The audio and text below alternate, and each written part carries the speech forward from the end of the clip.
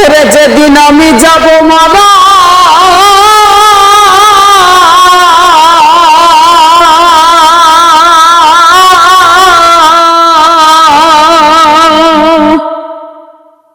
চতুর্দিকে হয়ে রেখারা,